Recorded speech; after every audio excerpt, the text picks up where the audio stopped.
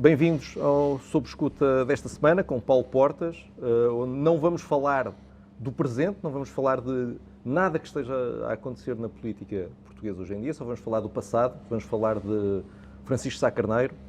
Passam agora 40 anos da morte de Francisco Sá Carneiro em Camarate, Adelina Mar da Costa também. Deixe-me ler-lhe aqui um excerto de uma carta que Francisco Sá Carneiro enviou em 1977 a um jovem militante da JSD de 15 anos, e Sá Carneiro dizia isto: só a falta de tempo me tem impedido de escrever-lhe mais cedo para lhe dizer quanto tenho apreciado as suas cartas. Há nelas uma lucidez de apreciação e a expressão de uma autêntica linha social-democrata que me dão também satisfação e alegria. O tempo que já passou veio demonstrar a razão que assistia àqueles que, como nós, se não deixaram iludir por argumentos de ocasião, mesmo que vindos de Belém. Um dia, espero, poderemos falar pessoalmente. Isto diz-lhe alguma coisa? É possível que diga. Quando a Revolução aconteceu, tinha 11 anos. E apesar de fazer parte de uma família com tradição política muito variada, Francisco Sá Carneiro, o que ele representou para mim foi, se é possível dizer isso assim, de forma metafórica, evidente, foi a vocação ou o chamamento da política aconteceu com ele. E nessa altura dava-se muito tempo à militância, eu não tinha sequer idade para me transformar em militante de coisa nenhuma, nem sequer da juventude. Mas as pessoas colocaram-se politicamente depressa, porque os factos eram muito impetuosos. As revoluções são grandes consumidoras de bom senso. O bom senso consome-se depressa.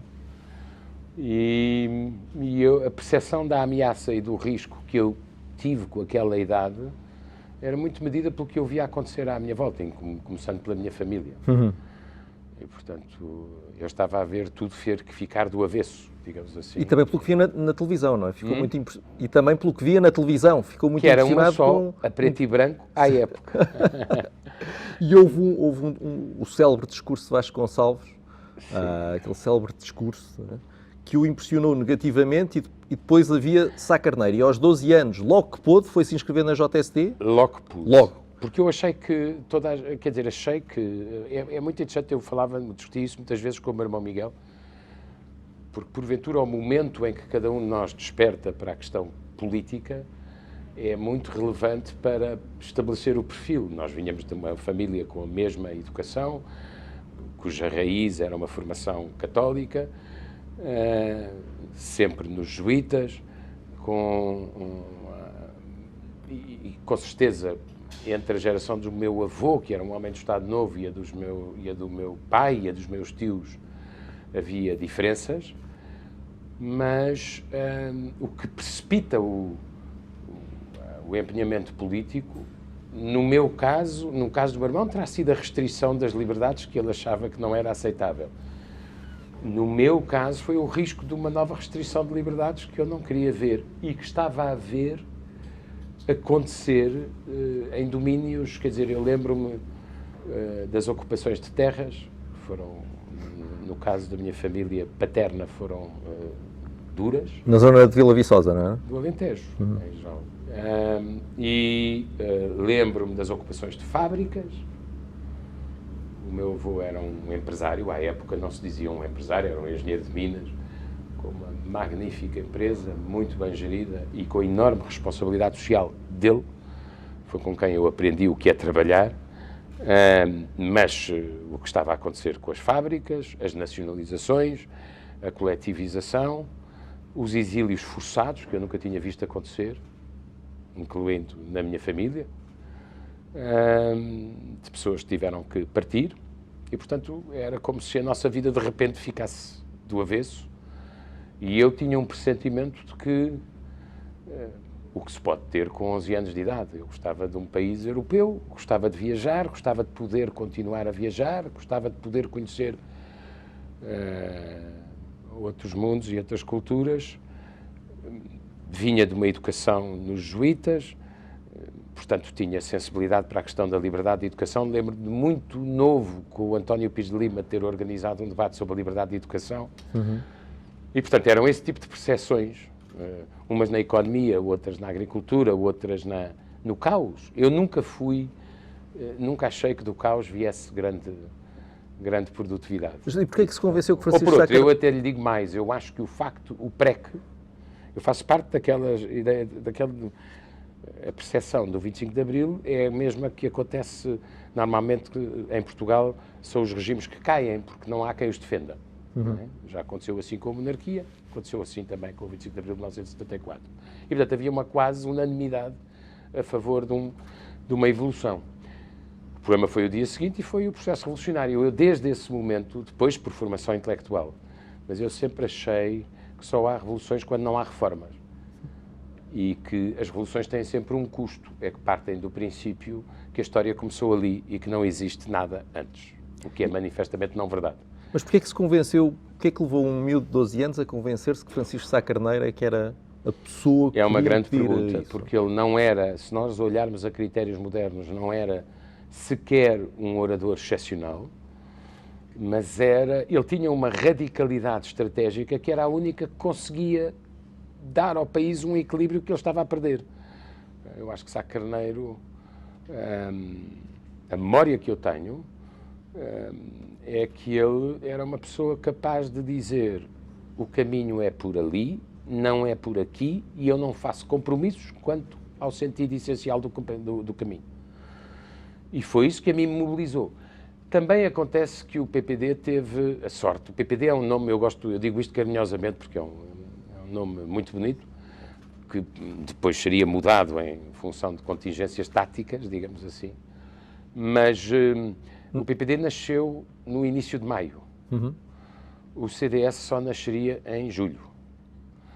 E muitas pessoas acharam que tinham que se... Essa diferença de tempo foi fatal, não é? Foi determinante para saber quem liderava que espaço. Eu lembro-me, por exemplo, de um dos irmãos do meu pai, quem lhe disse para ir fundar com mais outras pessoas dos chamados grupos de casais da Igreja o PPD no Alentejo, foi o Sr. Arcebispo. É preciso que se movimentem, é preciso que se mobilizem, é preciso que se empenhem, porque é preciso construir um partido que possa receber gente moderada e gente de bom senso, digamos assim. E portanto, o CDS nasceu tarde, desse ponto de vista. Mas também tem a sua razão de ser. Eu acho que Sá Carneiro, olhando já depois, não é? Como é óbvio. Eu não queria deixar de tentar responder à pergunta mais difícil que você fez, que é: qual era a fonte do carisma dele? Era inspirador, sim. Ele não fazia parte nem daqueles que tinham o carisma do verbo, ou um verbo exaltado, não era o estilo dele, era seco. Nem daqueles que só receberam o carisma pela graça do Estado, que é uma outra possibilidade de o ir buscar. E, portanto, ele agregou à volta dele, ele construiu, eu acho que ele tinha três coisas que eu acho que são, para um jovem, repito, com menos de 12 anos, eram muito... Primeiro, ele era a única legitimidade democrática ativa do centro para a direita em Portugal. Ele e a ala liberal. Isso foi uma pouca sorte. Mas tinha essa memória da ala liberal? Lembra-se do seu avô, por exemplo? Não, lembro-me de muitas discussões em casa.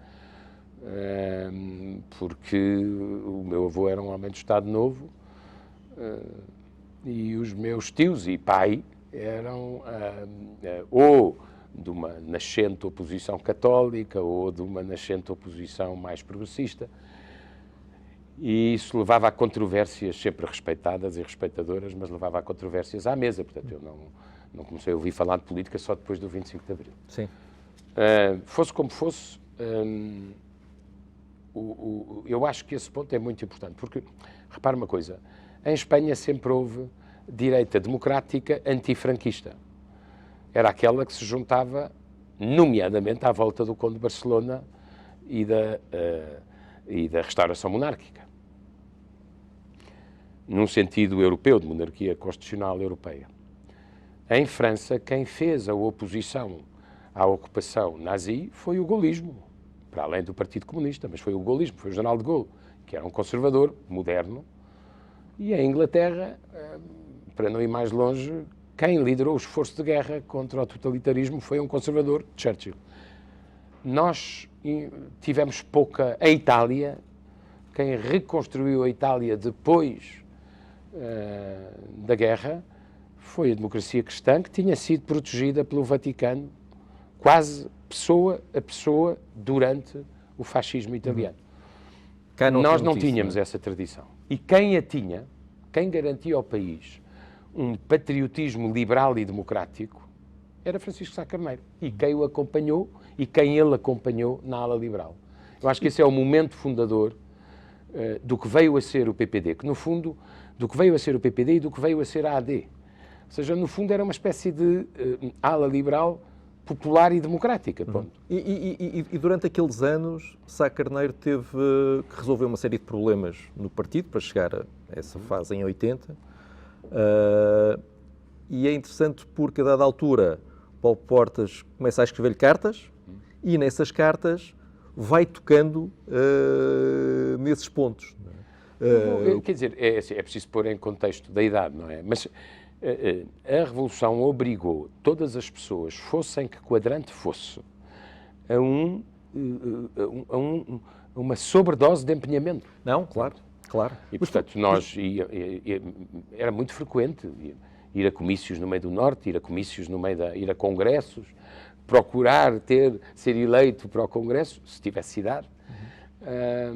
Porque um dos problemas que Sá Carneiro teve logo no início foi uma vertigem em algumas aulas do PPD pelo PS. Não, eu acho que ele teve sempre. É uma coisa que o primeiro grande momento fundador é a ala liberal. E se não tem sido a ala liberal, a vida do centro-direita em Portugal teria sido muito mais difícil. Eu gostava de sublinhar isto, porque era preciso quem pudesse apresentar-se ao país com garantias não passadas por terceiros, mas pelo seu próprio testemunho, de que acreditavam num Portugal democrático e europeu. Porque era esse o eixo possível do 25 de Abril, não do PREC. O segundo momento fundador é o nascimento do PPD, porque, se reparar bem, é uma obra para 40 anos e certamente muitos mais, porque o PPD foi sempre uma de duas coisas no regime democrático. Ou chefe do governo ou chefe da oposição. Ora, liderar o governo ou liderar a oposição são os polos decisivos do funcionamento de um regime democrático. Mas para isso primeiro foi preciso libertar-se da tutela do PS, não é? Não, e teve depois o outro ponto que é, ele foi o homem que liderou uma coisa de que o país precisava, como pão para a boca, que era a certeza de que Portugal era governável sem a esquerda e com uma Constituição mudada. E isso é a fundação da AD. E essa questão do sem a esquerda, numa das cartas que lhe escreveu, falava da existência de esquerdistas inteligentes no PSD que mais não são do que submarinos do PS. É capaz disso. Sabe que a gente, quando tem essas idades, tem militâncias muito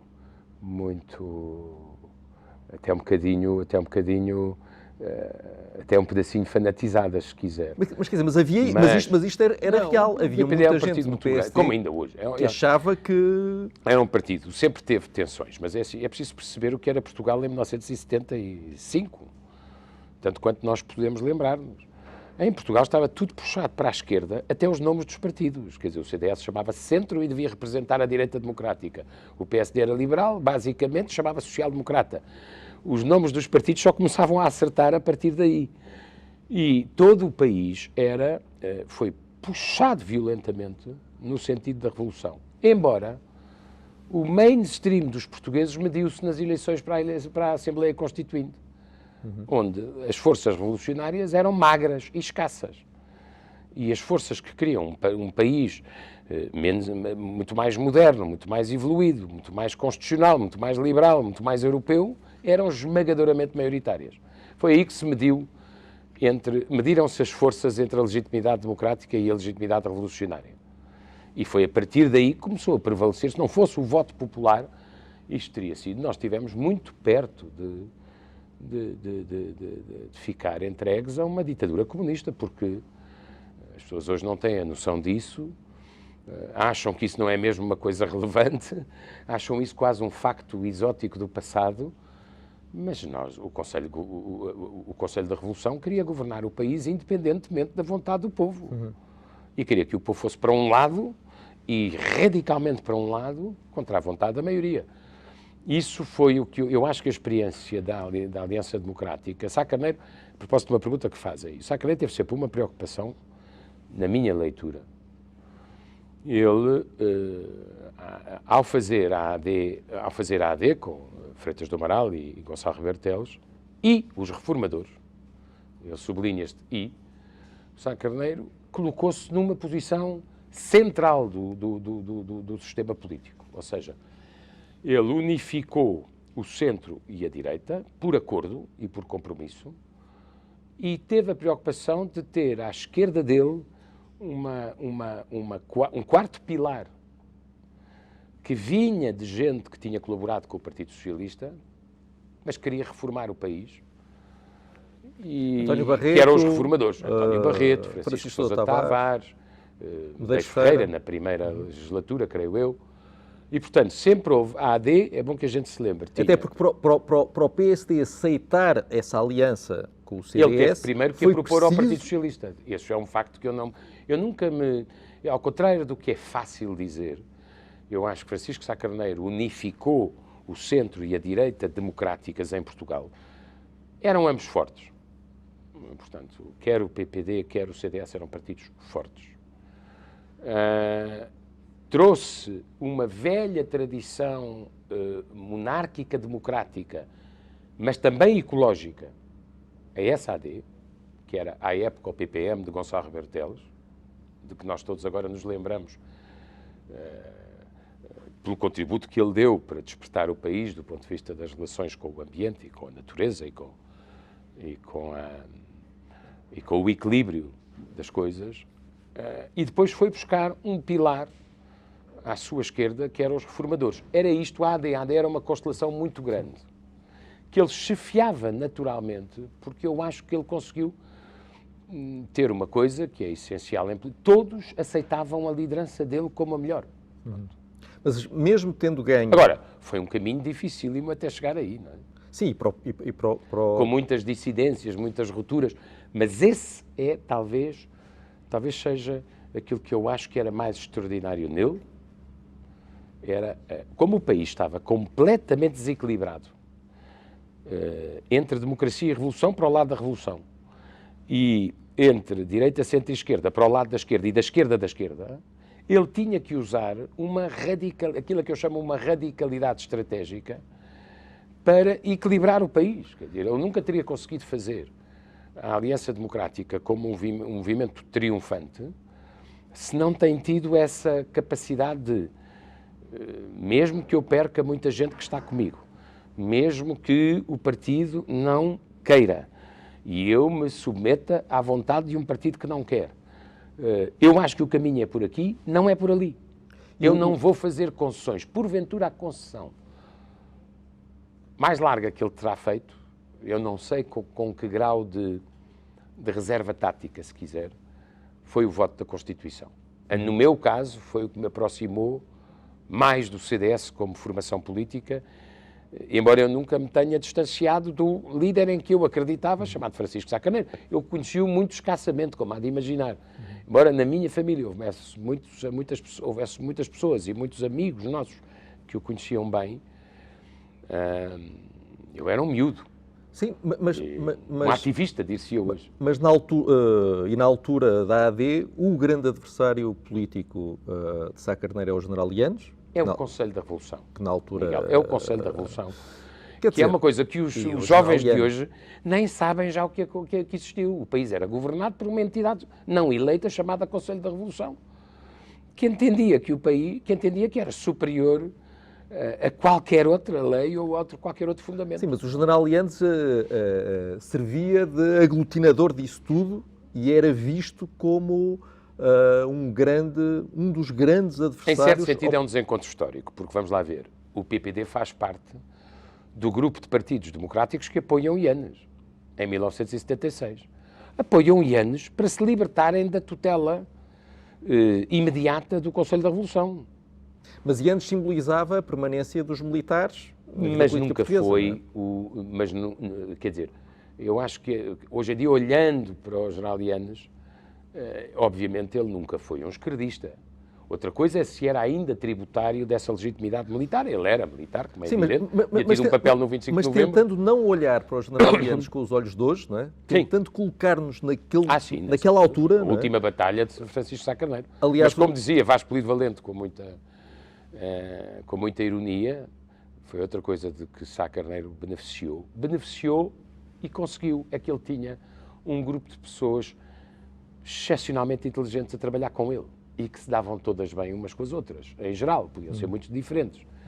Vasco Polido Valente ou Adelina Mar da Costa eram exemplos óbvios, não é? Mas eu aprendi com o Vasco Polido Valente que havia uma divergência entre a estratégia e a tática entre 1979 e 1980. Sá Carneiro tinha sido um belíssimo primeiro-ministro, tinha ganho aí sim a graça de Estado, tinha desfeito todas as teorias que o queriam radicalizar, diabolizar, tinha provado ser um primeiro-ministro europeu entre os melhores, naquele curto espaço de tempo, fez um governo com bastante qualidade e depois quis convencer o país de que não era possível governar com o general Ianes em presidente. Ora, ele tinha governado com o general Ianes em presidente e, apesar do general Ianes, tinha sido um bom primeiro-ministro. Mas isto já vinha de trás. Aliás, o próprio Paulo Portas escreveu uma célebre carta ao Jornal Novo, chamada As Três Traições, não é? Que tinha 15 anos e fez com que o general Ianes o processasse e o levasse a tribunal. Não é? E depois tudo isto ficou apaziguado, naturalmente, porque eu não tinha imputabilidade, não tinha idade. Mas chegou a ser ouvido em tribunal. Sim, não é? Chegaram a fazer-lhe algumas perguntas sobre isso. Sim, mas quer dizer, o general... E há uma nota que o Paulo Portas deixa a Sá Carneiro quando foi vê-lo, presumo que Gomes Teixeira, quando ele era primeiro-ministro, em que faz questão de escrever... Eu não ia vê-lo, Miguel, eu não ia vê-lo. Não, ia lá, sim. Agora, fazia parte da militância uma pessoa querer contribuir, uma pessoa querer ajudar, uma pessoa querer dizer o que pensava. Mas o que lhe deixou lá era um texto que dizia: eu não tenho simpatia pelo general Ramalho Yanes. Solenemente o declara e deixa um abraço pela visita frustrada. Paulo Portas, jovem quase maior, estava quase a fazer 18 anos. Mas, porque ele, na altura... Os meus pais haviam de estar bastante preocupados com essas idas frequentes às sedes do partido, porque eu devia estar a estudar, como era normal acontecer. Mas enfim. Mas também estava a escrever, não é? Nesta altura também estava no tempo. Já tinha. Eu declarei a minha independência muito cedo e, portanto, sempre quis trabalhar, ganhar o meu dinheiro, fazer eu as minhas opções e não depender dos meus pais, por mais fantásticos e generosos que eles fossem. E, portanto, eu isso desde muito cedo. Mas isso é uma velha tradição familiar. Mas lembro-me quer dizer, portanto, provavelmente, Sá Carneiro, se não tem morrido, não ganharia as eleições presidenciais de 1980. E isso ia colocar um problema para o qual nenhum de nós tem resposta. Porque o país queria Sá Carneiro como primeiro-ministro, queria a AD como governo, mas também queria o general Ramalho Yanes como presidente. E o que é que Sá Carneiro e Diogo Freitas do Amaral fariam se tivessem sido mal sucedidos nas eleições presidenciais? Não se esqueça que Sá Carneiro morre num desastre nunca esclarecido, mas muitas vezes referenciado como um atentado. Morre em campanha eleitoral pelo general Soares Carneiro, mas nenhum de nós sabe o que é que aconteceria depois. Ele tinha alguns planos, não é? O plano dele, o plano mais imediato era deixar de ser primeiro-ministro, sair. O que confirmava a chamada radicalidade estratégica, ou seja, mas não era um problema de intransigência, ao contrário do que muitas vezes se dizia. Houve uma tentativa sempre de diabolizar, do ponto de vista, no sentido americano da palavra, de uma espécie de sucessivos assassinatos de caráter em relação a Francisco Sá Carneiro.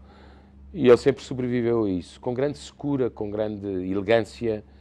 Ele tinha muita fidalguia na forma de fazer política. Isso também fazia parte do seu carisma. Uma das principais polémicas ainda durante o governo foi aquela célebre questão da dívida ou da suposta dívida ao Banco do Espírito Santo e eu, Comercial de quando Lisboa. ainda hoje vou ao Alentejo, por causa da família do meu lado paterno, eu ainda vejo Portas e Barreto para a forca, ou Barreto e Portas para a forca. O Portas era o meu tio Carlos, que estava a ajudar o António Barreto a fazer a contra-reforma agrária, ou seja, as devoluções de terras. Eu tenho uma noção testemunhal do difícil que tudo isso foi, do papel que tinha a Guarda Nacional Republicana, da importância que teve Francisco Sousa Tavares nos artigos que ele escrevia na Capital para defender que o país tivesse direito a que houvesse respeito pela propriedade privada. Bom, e lembro-me, ainda há algumas coisas no Alentejo, uma coisa qualquer, paga o que deves, 30 mil contos, era tudo em contos. Tudo isso era, dir-se-ia hoje, um fake radical, com promotores bastante organizados, não havia nenhuma dúvida que o Partido Comunista queria atacar Sá Carneiro por aí. Ele sempre sobreviveu a isso. Eu acho que ele tinha uma grande... Sá Carneiro era o contrário de um populista. Sá Carneiro era um homem que fazia opções difíceis, não imediatamente compreensíveis por muitos, não andava à procura de likes, tinha uma ideia sobre o seu caminho, quem quisesse ir com ele ia, quem não quisesse ir com ele não ia. E ou saía ele, ou saíam outros. Mas ele estava certo, o país nunca teria chegado à alternância democrática agregada, por um lado, dentro do Partido Socialista e, por outro, no centro-direita, na AD, se não fosse Sá Carneiro. Não é? Ele, quando foi a questão da dívida, esteve ali muito hesitante a reagir à polémica. Imagino se fosse hoje. E depois houve colocou um processo em tribunal e, a dada altura, foi apresentar os documentos com a sua defesa ao juiz, mas antes disso passou-os a um jornalista, foi o Paulo Portas, não é? Passou-lhe assim para escrever no Jornal Tempo. Nessa altura, como é que estava no Jornal Tempo? Costumava... Não era certamente ele que passava, ponto 1. Mas eu decidi muito cedo estudar e trabalhar, porque queria a minha própria autonomia. Sempre isso é uma velha tradição da minha família. Nós não ficávamos à espera nem dos 21 anos, nem dos 18 anos, e se cada um tinha projetos de vida, tinha que os construir. Portanto, eu trabalhava e houve um concurso qualquer para estagiário ainda se escrevia em máquinas de escrever antigas, H. César ou Azerte, e lembro-me do meu avô me ter dado a primeira, e pronto, eu depois fui estagiar no Tempo, e depois daí para o Semanário, e depois colunista no Semanário, e depois a fundação do Independente. Mas isso já são coisas muito posteriores. Mas, objetivamente, Sá Carneiro tinha todas as tentativas de o diabolizar eram fruto daquela presunção de superioridade moral que muitas vezes a esquerda tem em Portugal. O facto da esquerda diabolizar muitas vezes os seus adversários, em todo caso, não autoriza que se estabeleçam correlações entre esses adversários, porque são pessoas muito diferentes. E o ataque a Sá Carneiro era absolutamente infundado, não tinha... Era uma demonização e uma diabolização que a esquerda fazia, ou uma certa esquerda fazia, porque no essencial foram Sá Carneiro, foi Mário Soares, foi Sá Carneiro e foi a Igreja Católica que evitou que Portugal fosse um país comunista. É tão simples quanto isto, em 1975, 76. Se não tem sido a oposição liderada por Mário Soares, pelo PPD, com Sá Carneiro dentro ou com Sá Carneiro fora, e depois também muito apoiada pela Igreja, num país de propriedade privada, num país que é nação fidelíssima, pode não ser clerical, mas toda a vida foi cristão,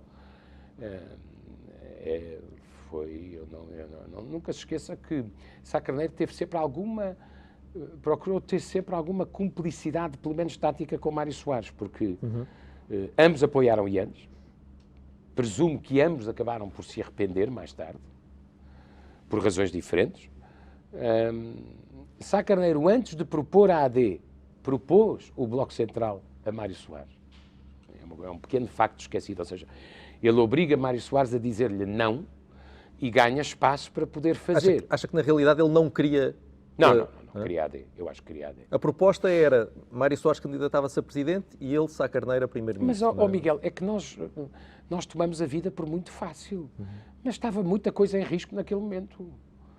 Estava muita coisa em risco.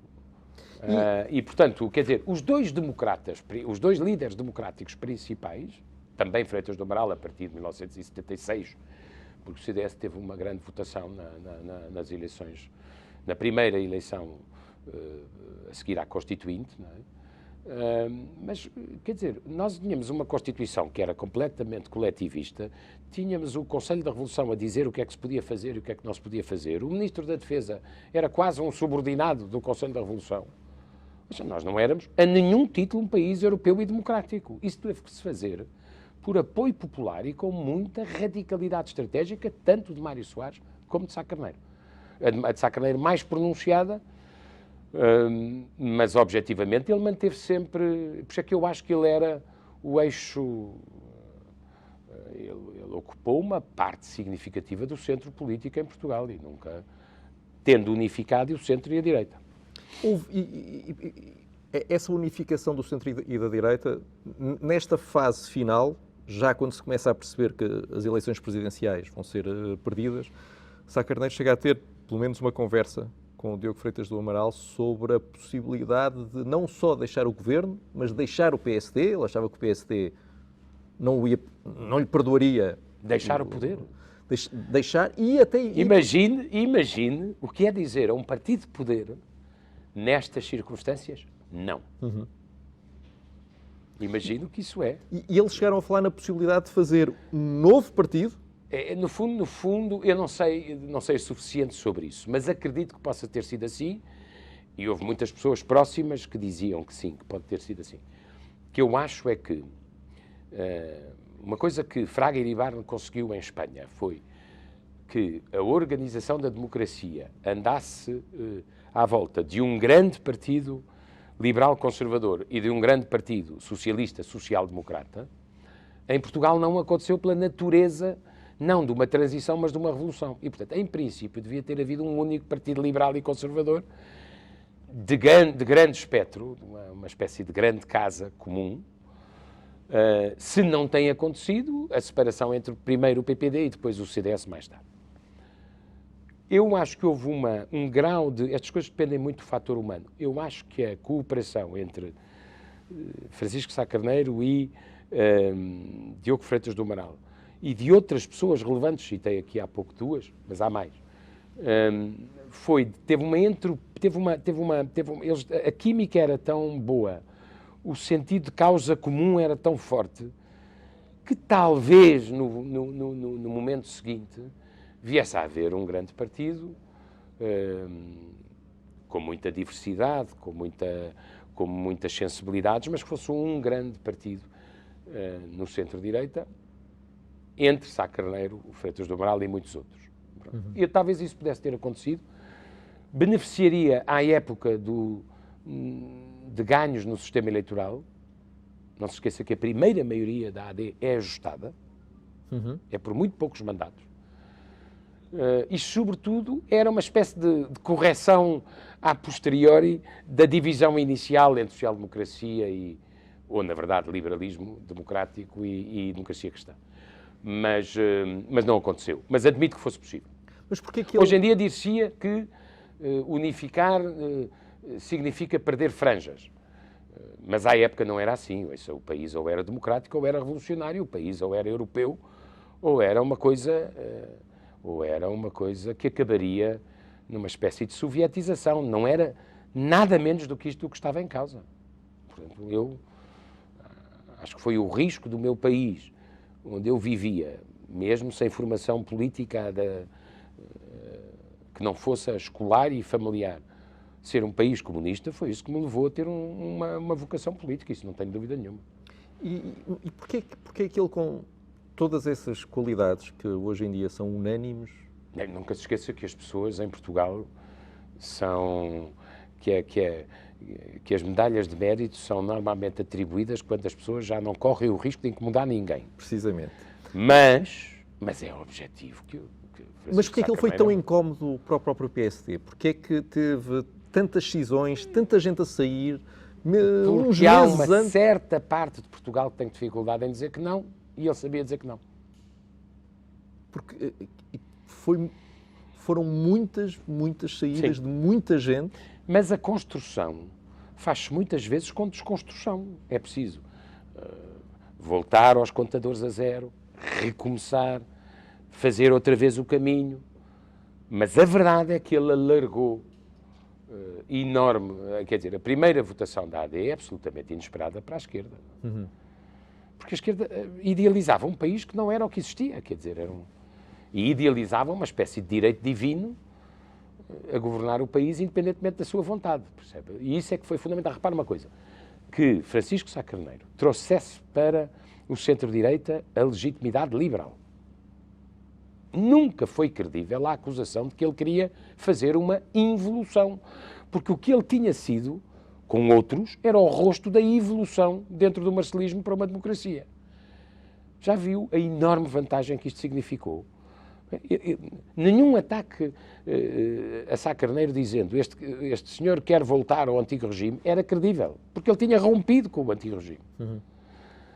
Depois ter feito um partido que até hoje é um dos polos do sistema e a seguir ter unificado o centro e a direita, em certo sentido ele é um líder político breve, porque ele não teve muitos anos ele morre no momento mais alto da sua vida política. E a mim faz-me tristeza que as instituições públicas portuguesas não se tenham empenhado o suficiente para saber como é que eles morreram. Mas isso é outra conversa. Mas, em qualquer caso, é uma grande carreira política. Eu acho que ele é realmente, para mim, é o fundador do patriotismo liberal e democrático moderno em Portugal. De que muita gente nem que seja um grão de areia ou uma gota no oceano, tributária. Nós beneficiámos disso. Se não fosse essa causa e essa luta, teria sido tudo muito difícil. Se na altura estava a falar da questão de Camarate, se na altura se tivesse chegado à conclusão, rapidamente, de que tinha sido um atentado, politicamente, que é que o país tinha aguentado isso? Ou, apesar de tudo, as coisas correram relativamente bem na altura, as eleições decorreram uns dias depois, na data que Eu acho estava que essas coisas... prevista.